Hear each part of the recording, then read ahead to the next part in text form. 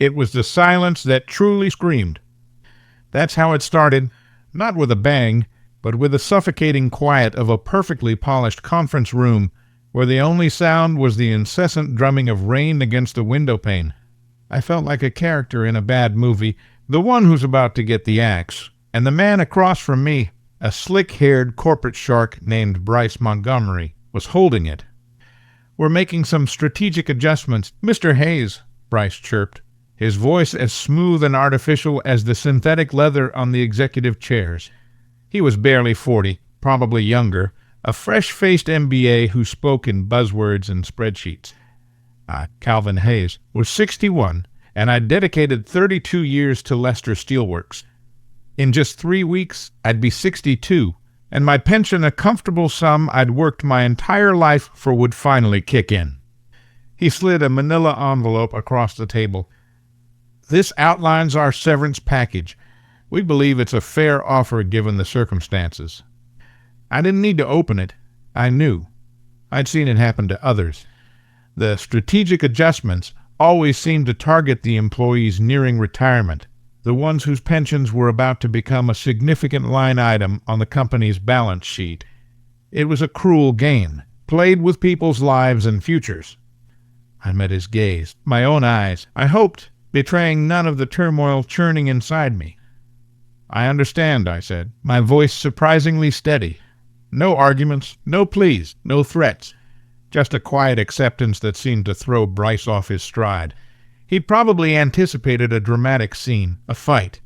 Instead, I stood, extended my hand, and walked out.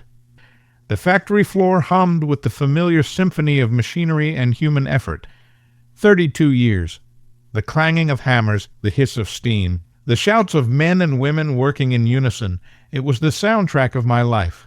I'd started here right out of the Marines, a greenhorn with a strong back and an eagerness to learn. Old Mr. Henderson, the founder, had taken a chance on me. I'd survived the devastating fire of '98 that almost shut us down, the brutal recession of 2008 that saw half our workforce laid off, and countless technological upgrades that promised efficiency but often delivered only headaches. Now, Bryce Montgomery, who'd been with the company for less than a year, was sweeping through like a corporate hurricane, deemed a modernizer by the distant, detached board of directors. I slowly packed my desk, each item a silent testament to a life lived within these walls. The faded photograph of my late wife, Rita, smiling brightly at the company picnic. The coffee mug my daughter, Lisa, had given me for Father's Day, chipped at the rim but still treasured. A stack of safety awards and performance certificates that, for a moment, seemed utterly meaningless. Antonio Ramirez, a young foreman I'd mentored for years, stopped by. "Mr. Hayes, this ain't right," he said, his voice low and concerned. "Everyone knows you deserve your full pension." I just offered a weary smile and patted his shoulder. "Sometimes, Antonio, life just doesn't play fair." He wanted to say more, to argue, to commiserate, but I simply nodded and headed for the exit. Frank Peterson, the security guard, a man whose face had aged alongside mine in these halls, avoided my gaze as I handed him my badge and keys. We both knew the truth. This wasn't about restructuring or performance. It was about dollars and cents, about saving the company a six-figure sum by pushing out the old guard. The drive home through the relentless rain was a blur. My mind raced, trying to make sense of a future that had just been yanked out from under me. I'd joined Lester Steelworks when I was 26. Rita was pregnant with Lisa, and we needed stability, a good income, and health insurance. What started as a job to pay the bills transformed into the bedrock of my existence. Lester manufactured specialized alloy components for the aerospace and automotive industries, unglamorous but essential work that had always provided for my family.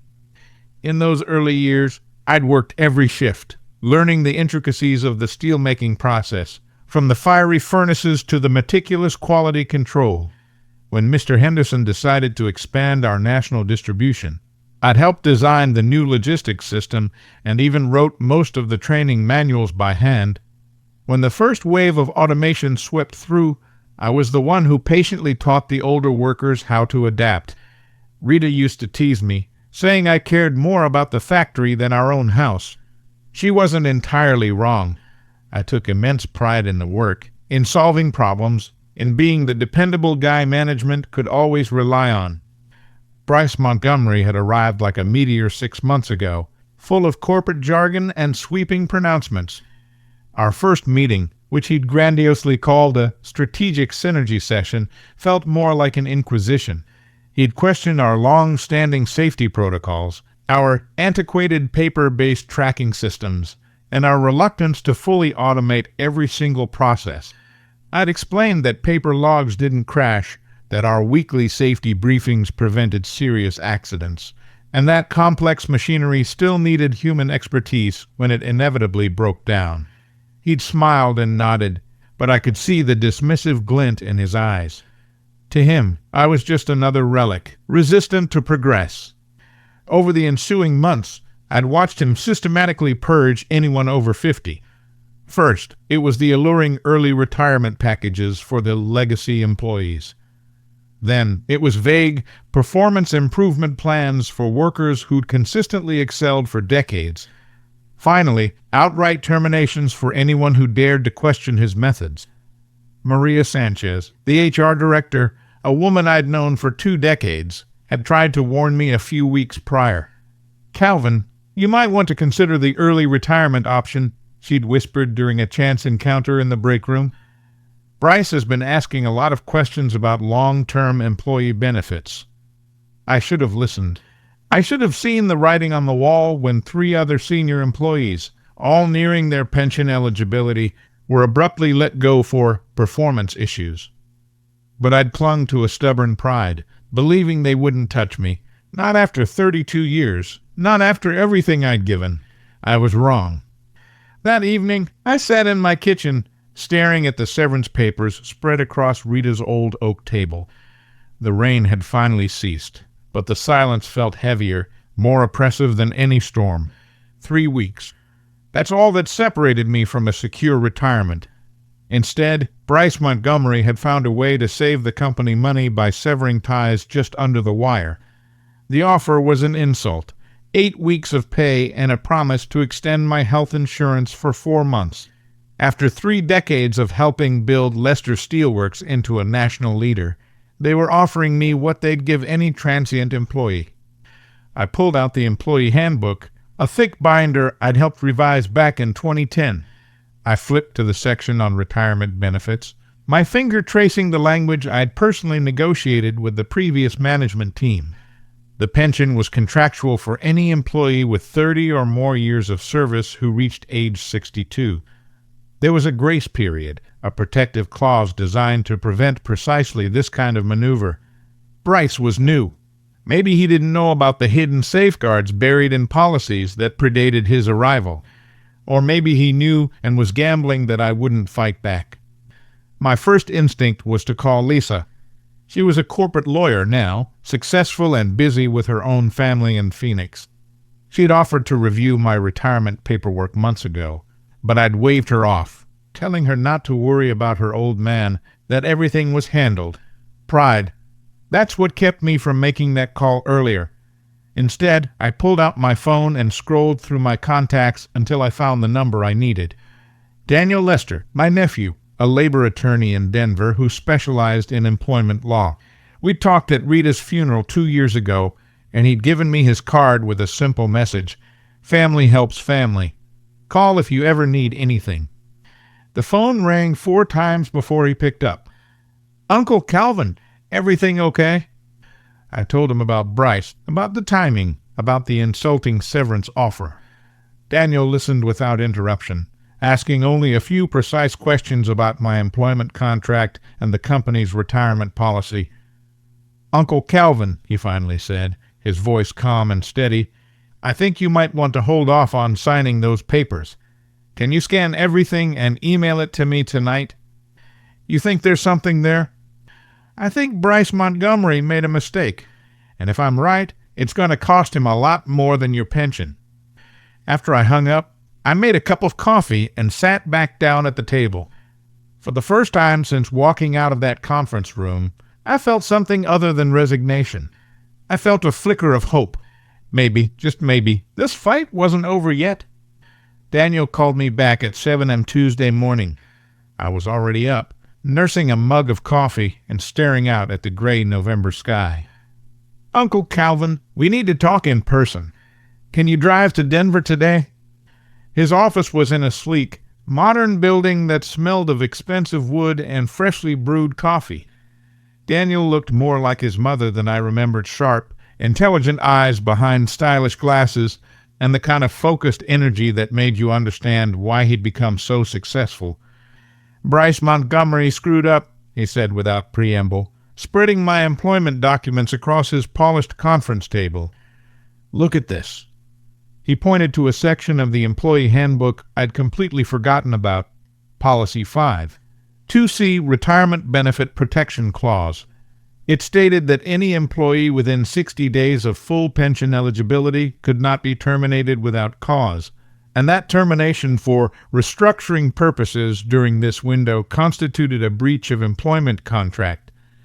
"I helped write this," I said slowly, a sense of dawning realization washing over me. "Back when Mr. Henderson was CEO, we'd had problems with employees getting laid off right before their pensions vested, and he wanted to make sure it never happened again." "Exactly," Daniel leaned forward, "and Bryce either doesn't know about it, or he's gambling that you won't fight back." He paused, his gaze intense. "Here's what we're going to do. You're not signing that severance agreement. Instead, you're going to request a formal meeting with Human Resources to discuss the terms of your termination. Maria Sanchez runs HR. She's good people, but she won't go against Bryce until she realizes the company is about to face a federal lawsuit. Uncle Calvin, this isn't just about your pension anymore. If Bryce has been systematically firing employees before their retirement benefits kick in, this could be a pattern of discrimination. That's a federal case." I spent the next 2 hours in Daniel's office, going over every minute detail of my termination and the events leading up to it. He meticulously took notes on a legal pad, asking precise questions about other employees who'd been let go recently, about Bryce's stated reasons for restructuring, about any documentation I might have.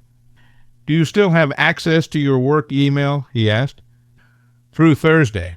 Then they cut me off. Print everything. Every email Bryce sent about restructuring, every memo about policy changes, every communication about your termination. We're going to need a paper trail."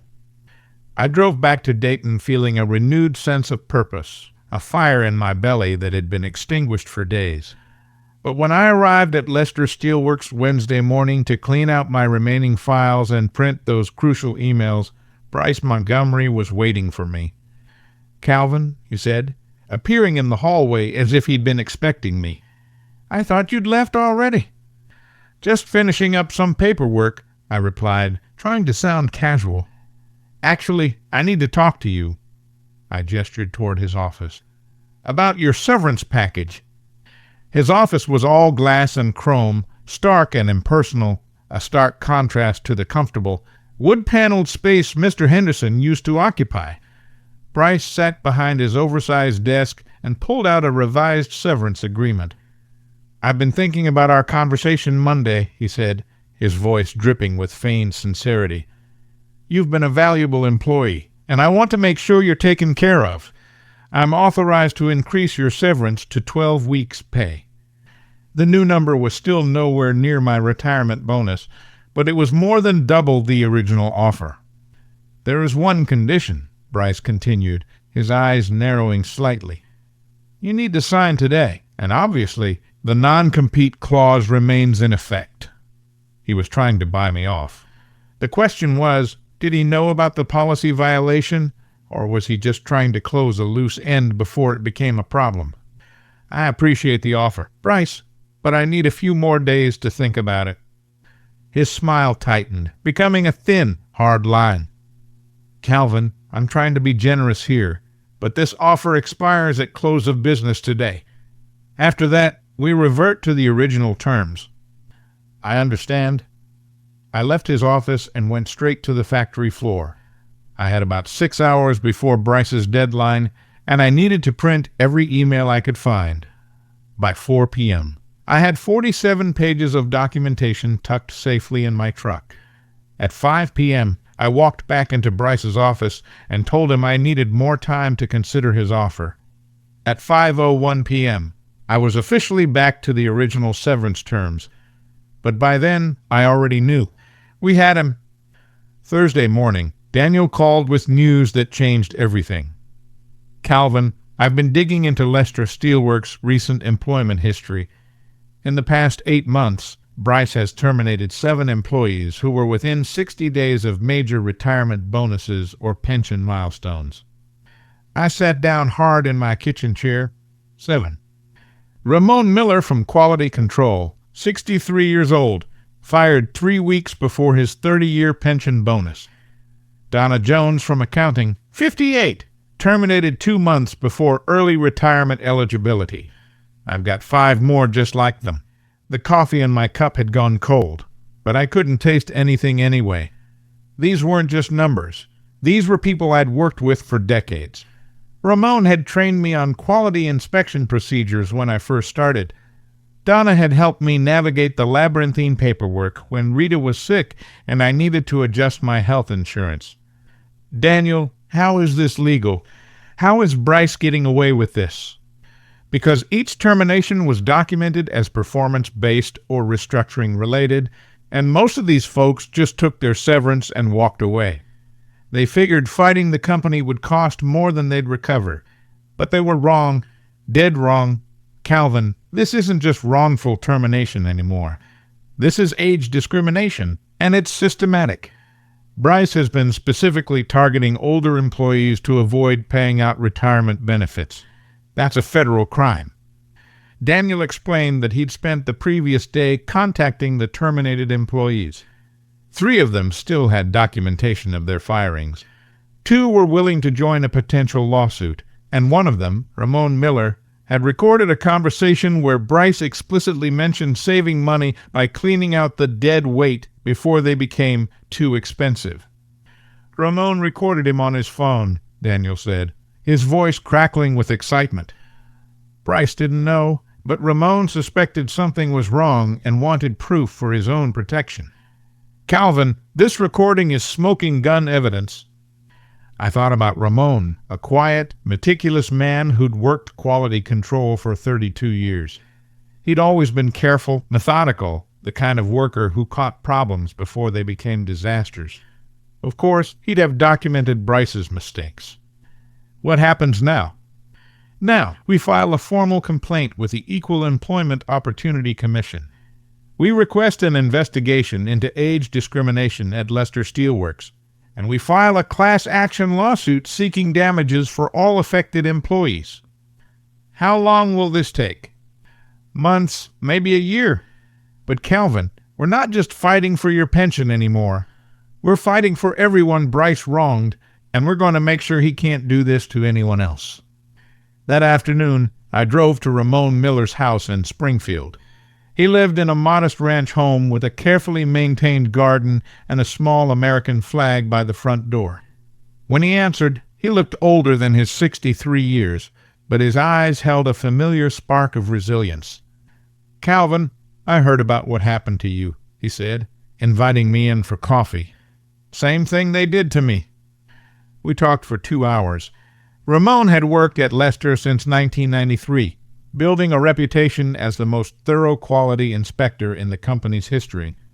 When Bryce arrived, he'd immediately questioned Ramon's methods, claiming they were inefficient and outdated. "He called me into his office last month," Ramon said, his voice low. "Said the company was moving in a new direction and needed people who could adapt to modern practices. When I asked what that meant, he said, honestly, 'Ramon, we need fewer gray heads and more fresh thinking.' He said that. I recorded it. Figured I might need proof later." Ramon played the recording on his phone. Bryce's voice was clear, casual, damning. That evening, I called Daniel with one simple message. "File the complaint. All of it. Let's end this." Friday morning, I did something I hadn't done in 32 years. I called in sick to work. Instead of going to Lester Steelworks, I drove to Denver and spent the day in Daniel's office finalizing our strategy. By noon, we'd submitted a formal complaint to the Equal Employment Opportunity Commission, alleging systematic age discrimination at Lester Steelworks. By 2 p.m., we'd filed a class action lawsuit in federal court, seeking damages for 8 wrongfully terminated employees. By 3 p.m., Daniel had called Maria Sanchez directly. I explained the situation to her, Daniel told me after hanging up. She's been with the company 20 years, and she knows exactly what's been happening. She also knows that if this goes to trial, her department is going to look incompetent at best, complicit at worst. What did she say? She asked for 24 hours to review the employee files and consult with the company's legal counsel. I drove home feeling like we'd crossed a line. There was no going back now. Either we'd win this fight, or Bryce would make sure I never worked in the industry again. Saturday, I got a call from Antonio Ramirez. "Mr. Hayes, something weird's happening here. Bryce called an emergency meeting yesterday afternoon, brought in some lawyers from Cincinnati, and today he's been going through personnel files all morning. Antonio, you need to be careful. Don't do anything that could get you in trouble." "I know, but I thought you should hear this. Maria's been in meetings with the lawyers since yesterday, and word is Bryce is real upset about something." Sunday evening, Daniel called with an update. Maria requested a meeting for Monday morning. She wants to discuss a potential resolution before this goes any further. "What kind of resolution?" "The kind where they admit they made mistakes and try to fix them before a federal judge makes them pay punitive damages." Monday morning, I put on my best suit and drove to Denver. Daniel had arranged for the meeting to take place at his office rather than at Lester Steelworks' neutral ground. Maria arrived at 10 a.m. with 2 lawyers I didn't recognize. She looked tired, like she hadn't been sleeping well. "Calvin," she said, shaking my hand, her voice strained. "I want you to know that what happened to you and the others was not company policy. Bryce acted without proper consultation with human resources or legal counsel." One of the lawyers, a woman in her 40s with striking graying hair, took over. "Mr. Hayes, my client is prepared to offer a comprehensive settlement that would include full retirement benefits for all affected employees, plus additional compensation for the hardship caused by these improper terminations." Daniel leaned forward. "And Mr. Montgomery's employment status?" The lawyer exchanged glances with Maria. "Mr. Montgomery is no longer with Lester Steelworks. His termination was effective as of close of business Friday." I felt something loosen in my chest. Bryce was gone. "The board of directors has asked me to personally apologize to you and the other employees who were wrongfully terminated," Maria continued, her voice soft but sincere. "This was a serious failure in our oversight, and we're committed to making it right." We spent the next 3 hours negotiating details. By the end of the meeting, I had my full pension, plus interest. I had 2 years of deferred retirement contributions that the company had been quietly holding back, and I had a formal apology that would go in my personnel file. More importantly, Ramon Miller and the 6 other terminated employees would receive similar compensation. As we left the building, Daniel put his hand on my shoulder. "Uncle Calvin, Bryce Montgomery just learned that some old-timers know exactly how to fight back." Tuesday morning, I received a call from Mr. Henderson, the former CEO of Lester Steelworks. "Calvin, I heard about what happened with Bryce. I'm sorry. That's not the kind of company we built." "It's being handled, Mr. Henderson." "I know." Maria filled me in. "The board asked me to come back as interim CEO while they search for Bryce's replacement. I wanted to call and ask if you'd consider staying on. We need someone with your experience to help get things back on track." I looked out my kitchen window at the oak tree Rita had planted when we first bought the house. Its leaves were turning vibrant shades of gold and red, ready for winter. I appreciate the offer, Mr. Henderson, but I think it's time for me to retire properly. I understand. But Calvin, I want you to know something. The board is implementing new policies to make sure this never happens again. No employee within 90 days of retirement eligibility can be terminated without board approval, and we're requiring all senior management to complete training on age discrimination and employment law. That's good to hear. There's something else. The board voted to name the new employee protection policy after you, the Calvin Hayes Fair Employment Protection Policy. It'll be part of every new employee orientation. Wednesday afternoon, I drove to Lester Steelworks one last time, not to clean out my desk or turn in equipment, but to pick up my final retirement paperwork and pension check. Maria met me in the lobby. She handed me an envelope and a small, engraved wooden plaque. From all of us who are staying, she said, her eyes shining with unshed tears. Thank you for fighting for what was right. The plaque read, Calvin Hayes, 32 years of dedicated service, a man who stood up for all of us. I walked through the factory one more time. Antonio Ramirez and several other workers stopped their tasks to shake my hand. They knew what had happened, and they knew Bryce was gone. You did it, Mr. Hayes, Antonio said, a broad grin on his face. You got that bastard. We all did it. Antonio, don't let anyone push you around like that again. Thursday morning, I deposited my retirement pension and back contributions. It was a substantial sum, not just the money Bryce tried to steal, but everything the company had quietly deferred over the years. I spent the afternoon at the bank, meeting with a financial advisor about my actual retirement. For the first time in months, I could plan for the future without worrying about legal bills or finding another job at 58. Friday, I got a call from Ramon Miller. Calvin, I wanted to thank you. Got my check yesterday, plus interest. Bryce cost me 4 months of retirement, but now I'm better off than if he'd never messed with me in the first place.